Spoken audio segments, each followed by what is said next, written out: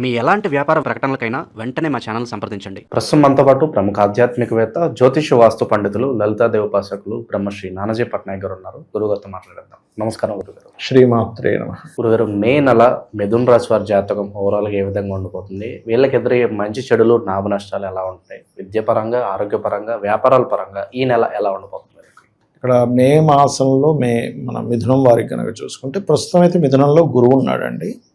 3లో కేతువు, అంటే పరాక్రమ స్థానంలో కేతువు. మనకి దశమ స్థానంలో 2 క్రూర గ్రహాలు ఉన్నాయి వృత్తి స్థానంలో. అది ఒక రకంగా చెప్పాలంటే కొంత స్ట్రెస్ని ఇస్తుంది, అవకాశాలు ఇస్తుంది. లాభంలో రవి బుధులు, 12వ స్థానంలో శుక్రుడు. ఈ శుక్రుడు కూడా 14వ తేదీ నుంచి రాశిలోకి వస్తున్నాడు. ఇదే 14వ తేదీ నుంచి రవి బుధులు కూడా లాభంలోకి వస్తున్నారు, వ్యయ స్థానంలోకి వస్తున్నారు. కుజుడు లాభంలోకి వస్తున్నాడు శనిని వదిలేసి 12వ తేదీ నుంచి. ఈ చంద్రుడు వచ్చేసి మనకి మిథునం నుంచి పంచమ స్థానంలో ఉండే చంద్రుడు 1వ తేదీ మే 1 నుంచి 12 రాశులు తిరుగుతాడు. అయితే ఒక్కొక్క గ్రహం వల్ల ఒక్కొక్క ఫలితం ఉంటుంది, ఇక్కడ ఒక్కొక్క జాగ్రత్త ఉంటుంది. ఈ యొక్క విషయాలు చెప్తుంది నేనైనప్పటికీ చెప్పిస్తుంది సాక్షాత్ లలితా అమ్మవారిగా భావిస్తూ ఆ లలితాంబిక అమ్మవారి యొక్క అనుగ్రహం మీకు పరిపూర్ణంగా కలగాలని మనస్ఫూర్తిగా కోరుకుంటూ, ఇక్కడ ఏంటంటే ఎప్పుడైతే మనకి ఈ మాసంలో పర్టికులర్గా దశమ స్థానంలో 2 పాపగ్రహాలు ఉన్నాయి. 12వ తేదీ వరకు కూడా వీరికి ఉద్యోగ సంబంధించినటువంటి విషయంలో అండ్ శారీరకంగా కూడా కొంత స్ట్రెస్ ఉంటుంది. 12 దాటిన తర్వాత చాలా రిలీఫ్ వస్తుంది చెప్పాలంటే. అంటే ఇక్కడ ఎప్పుడైనా క్రూర గ్రహాలు కేంద్ర స్థానాల్లో యోగిస్తాయండి. అందులో దశమ కేంద్రంలో క్రూర గ్రహాలు చక్కగా యోగిస్తాయి, శని, కుజుడు, రాహువు ఇలాంటి గ్రహాలు.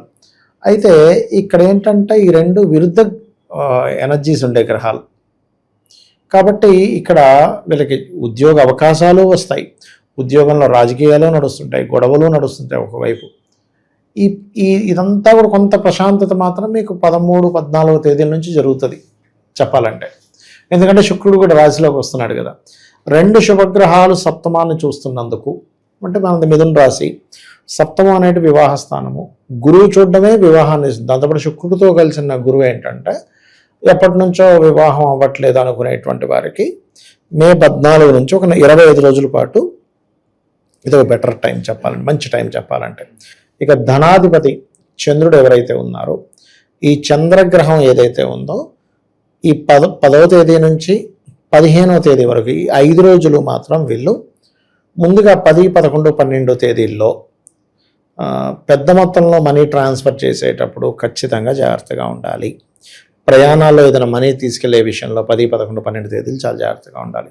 ఇక 14, 15 తేదీలు, 13, 14, 15 ఈ తేదీల్లో కనుక చూసుకుంటే ఇక్కడ పర్టికులర్గా వీళ్ళు ఎక్కడైతే ఉద్యోగం చేస్తుంటారో అక్కడ వాళ్ళకి ఒక్కోసారి మనం ఏదో డబ్బులు తక్కువ ఉన్నాయంటే ఇస్తూ ఉంటాం. దానివల్ల మోసపోవడము, దానివల్ల తర్వాత ఇబ్బందులు రావడం అనేది జరుగుతుంది. ఎప్పుడు వెళ్తే బాగుంటుంది అంటారు? మిగతా శుక్రవారం వెళ్ళొచ్చు, శుక్రవారం హ్యాపీగా వెళ్ళొచ్చు, బుధవారం వెళ్ళొచ్చు. It's good.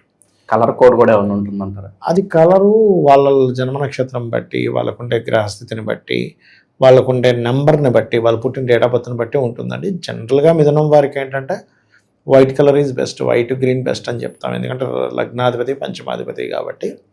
అదేవిధంగా వీళ్ళకి కొంచెం ఈ మాసంలో సొంతంగా ఏదైనా కొనుక్కోవడానికి, ఏదైనా ప్రాపర్టీ కొనుగోలు చేయడానికి, లేకపోతే ఏదైనా ఆరోగ్యానికి సంబంధించినటువంటి బిజినెస్లు ఏదైనా ప్రారంభించడానికి కొంత అనుకూలంగా ఉంటుంది చెప్పాలంటే. తిరిగి వచ్చే అవకాశాలు చాలా తక్కువ ఉంటుంది. కాబట్టి ఈ 5 రోజులు వీళ్ళు మనీ మ్యాటర్స్ విషయంలో, దూర ప్రాంతాలకు వెళ్ళే విషయంలో కొంత జాగ్రత్తగా ఉండాలి.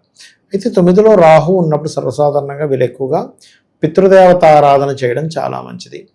ఏదైనా ఎవరితోనైనా కొన్ని ఇప్పుడు ఇంటర్వ్యూకి వెళ్తాము, లేకపోతే ఒక పెళ్లి సంబంధం మాట్లాడడానికి వెళ్తాము, ఏదైనా మీ జీవితంలో ఇది చాలా ఇంపార్టెంట్, ఇది చాలా ముఖ్యమైనటువంటిది అని మాట్లాడడానికి వెళ్ళే విషయంలో మాత్రం ఆదివారం, మంగళవారం అవాయిడ్ చేసేసేయండి.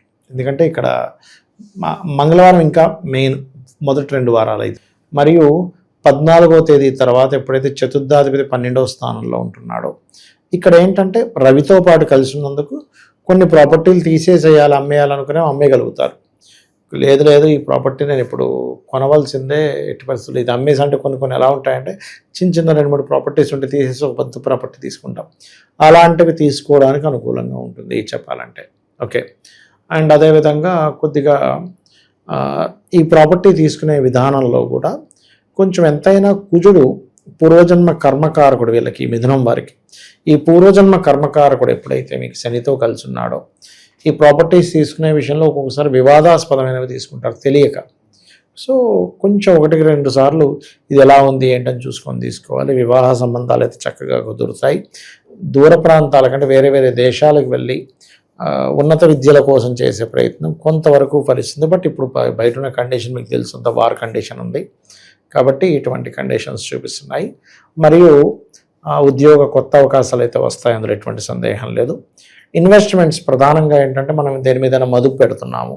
12వ స్థానంలో శుక్రుడు ఉన్నాడు. ఈ మాసంలో ప్రధానంగా 14వ తేదీ వరకు 12లో ఉంటాడు కాబట్టి ఇప్పుడు ఈ రాశి వారు చేసే ఎటువంటి ఇన్వెస్ట్మెంట్ అయినా ఎంతో కొంత మీకు ఫ్రూట్స్ ఇస్తుంది. అక్కడ ఒక్కొక్కసారి ఎలా ఉంటుందంటే మనం పెడితే జీరో అయిపోతుంది, ఏమి రాదు అక్కడ. అలా కాకుండా ఇక్కడ ఉండేటువంటి గ్రహస్థితి మాత్రం ఖచ్చితంగా ఎంతో కొంత మనకి ఫలితాన్ని ఇస్తుంది అనేటువంటిది చూపిస్తుంది చెప్పాలంటే. అవకాశాల్లో గుర్తింపు పరంగా ఎలా ఉంటుంది సార్? గుర్తింపు అంటే లాభంలో ఉంటున్నాడండి. ఫస్ట్ 2 వీక్స్ కొంత గుర్తింపు ఇస్తాడు. ప్రమోషన్స్కి కూడా ఆస్కారం ఇస్తాడు అక్కడ. ఎందుకంటే ఎంత మీకు రవిరాశిలో కేతు ఉన్నా కొన్ని ఆటంకాలు ప్రమోషన్ వచ్చే విషయంలో ఎవరో మధ్యలో వచ్చి వాళ్ళకి కొంత డిస్టర్బెన్స్ క్రియేట్ చేసినా ఖచ్చితంగా ఇక్కడ మాత్రం బాగుంటుందని చెప్పొచ్చు. ఇక ఫ్యామిలీ పరంగా లవ్ అండ్ అఫెక్షన్స్ పరంగా ఎలా ఉంటుంది? ఫ్యామిలీ పరంగా కనుక చూసుకున్నట్లయితే లవ్ అండ్ అఫెక్షన్ సంబంధించినటువంటి విషయాల్లో కనుక చూసుకుంటే ఇక్కడ శుక్రుడు ఎప్పుడైతే రాశిలోకి వస్తున్నాడో 14వ తేదీ నుంచి వీళ్ళు కొంచెం స్ట్రెస్ తగ్గుతుంది, లవ్ అండ్ అఫెక్షన్ పెరుగుతుంది. ఇష్టపడిన వారిని వివాహం చేసుకోవడానికి, ఎందుకంటే పంచమాధిపతి కదా శుక్రుడు, ప్రేమకారకుడు, అలాంటి వారిని వివాహం చేసుకోవడానికి కూడా అనుకూలత పెరుగుతుంది. క్రియేటివ్ ఫీల్డ్లో ఉండేటువంటి వారికి ఇప్పుడు లవ్ అండ్ అఫెక్షన్కి ఎలాగైతే పంచమ స్థానము, క్రియేటివ్ కూడా పంచమ స్థానం. క్రియేటివ్ ఫీల్డ్లో ఉండేటువంటి వారికి కొత్త అవకాశాలు వస్తాయి, కళారంగాల్లో ఉండేటువంటి వారికి అని చెప్పొచ్చు మనం. స్త్రీల వల్ల పురుషులకి, లేదంటే పురుషుల వల్ల స్త్రీలకి ఏదైనా ఇబ్బందులు, కాంట్రవర్సీలు ఎదుర్కోవడం ఇలాంటి పరిస్థితులు ఉంటాయి? చిన్న ఉంటాయండి. స్త్రీల వల్ల పురుషులకి అనేవి చిన్న కాంట్రవర్సీస్ ఉంటాయి, ఉండవని కాదు. కాకపోతే ఏంటంటే ఇక్కడ మనం అర్థం చేసుకోవాల్సినటువంటిది పర్టికులర్గా ఈ కుజుడు శని కలిసి ఉన్నారు కాబట్టి 12వ తేదీ వరకు కూడా చేసే ఉద్యోగంలో కొన్ని కాంట్రవర్సీస్ వస్తాయి, అది చూసుకోవాలి. ఎందుకంటే దశమ స్థానం. సో ఆ కాంట్రవర్సీస్ తగ్గాలి అంటే మాత్రం ఒకటి ఓం కర్పూర వీటికామోద సమాకర్ష దిగంతర, ఎందుకంటే 3లో కేతు ఉన్నాడుగా. అలాగే ఆ కాంట్రవర్సీస్ వల్ల ఉద్యోగానికే ఇబ్బంది వస్తుంది అని అనుకున్నప్పుడు మాత్రం ఓం మాణిక్య మకుటాకార జానుద్వయ విరాజితాయే నమః చేసుకుంటే సరిపోతుంది. ఓవరాల్గా ఈ రాశి వాళ్ళకి ఏ విధంగా ఉంటుందో మంచి విశ్లేషణ అందించారు. ధన్యవాదాలు. శ్రీమాత్రే నమః.